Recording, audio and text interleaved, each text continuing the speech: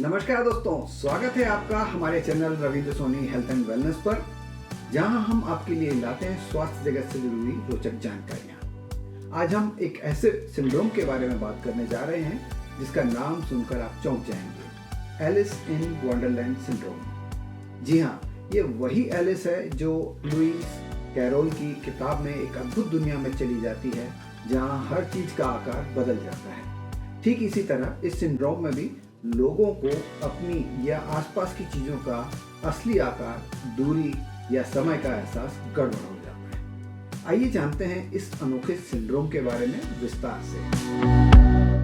तो सबसे पहले जानते हैं कि आखिर एलिस इन वंडरलैंड सिंड्रोम क्या है और इसके प्रमुख लक्षण क्या होते हैं। इस सिंड्रोम के कुछ प्रमुख लक्षण हैं, जैसे नंबर 1, माइक्रोप्सिया और मैक्रोप्सिया। इसका मतलब है कि व्यक्ति को चीजें या तो असली से बहुत छोटी या बहुत बड़ी दिखने लगती हैं। सोचिए कि आपके सामने की किताब किसी विशालकाय किताब जैसी दिखने लगे या कोई गाड़ी खिलौने जैसी छोटी लगने लगे। नंबर 2, शरीर की छवि में बदलाव।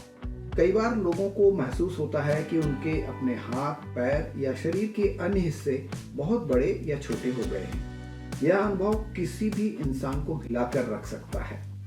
नंबर 3, समय का एहसास बदलना। इस सिंड्रोम में समय का एहसास भी बदल सकता है, जैसे कि समय बहुत तेजी से बीत रहा हो या बिल्कुल धीरे धीरे। यह काफी विचलित करने वाला होता है।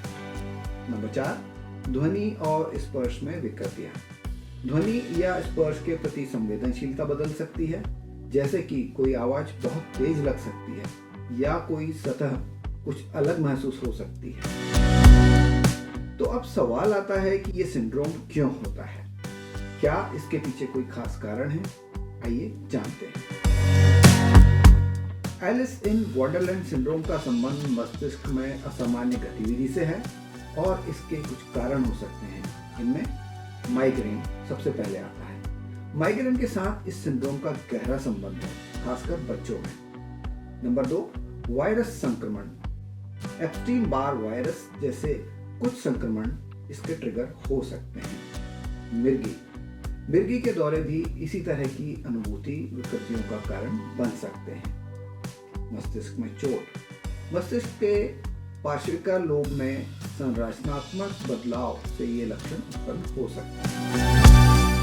अब ये तो समझ में आ गया कि एलिस इन वंडरलैंड सिंड्रोम के लक्षण और कारण क्या हैं, पर क्या इसका कोई इलाज भी है? इसका निदान करना थोड़ा कठिन हो सकता है, क्योंकि इसके लक्षण कई अन्य न्यूरोलॉजिकल विकारों से मिलते जुलते होते हैं। इसलिए डॉक्टर मरीज का इतिहास लेते हैं, न्यूरोलॉजिकल टेस्ट करते हैं और एमआरआई या सीटी स्कैन का सहारा लेते हैं। लेकिन दोस्तों, खास बात यह है कि इसका कोई निश्चित इलाज नहीं है। इसके लक्षणों को कम करने के लिए आमतौर पर माइग्रेन या संक्रमण जैसे कारकों को कंट्रोल करने की कोशिश की जाती है। इसके साथ सहायक देखभाल से भी मरीज को राहत मिल सकती है। तो क्या एलिस इन वंडरलैंड सिंड्रोम केवल बच्चों को ही होता है? दरअसल यह सिंड्रोम बच्चों में ज्यादा देखने को मिलता है, लेकिन अच्छी बात यह है कि जैसे जैसे बच्चे बड़े होते हैं, इन लक्षणों से उन्हें राहत मिल सकती है।